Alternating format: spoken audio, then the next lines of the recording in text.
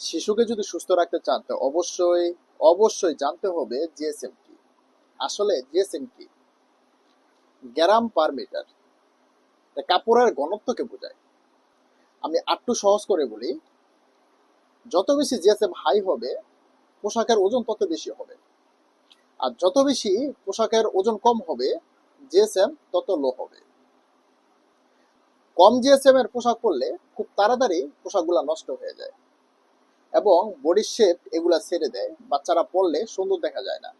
কম GSM এর পোশাক আর বেশি জিএসএম এর পোশাক পরলে যে সমস্যাগুলো হয়, ওজন বেশি হয়, বাচ্চারা পড়তে চায় না এবং মুভমেন্ট করা বাচ্চাদের জন্য কষ্ট হয়ে যায়, অস্বস্তি ফিল করে, বাচ্চাদের গরম বেশি হয়, বাচ্চারা অল্পতে হাঁপিয়ে যায় এবং শরীরে ঘাম বেশি হয়, শরীরে ঘামাচি, অ্যালার্জি এবং অন্যান্য স্কিনের সমস্যাগুলো হয় এবং বাচ্চাদের গরমের ঠান্ডা পর্যন্ত লেগে যায়।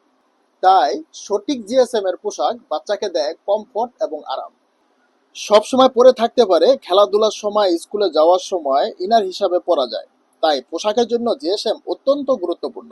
সব সময় পরে থাকতে পারে, খেলাধুলার সময়, স্কুলে যাওয়ার সময় ইনার হিসাবে পরা যায়।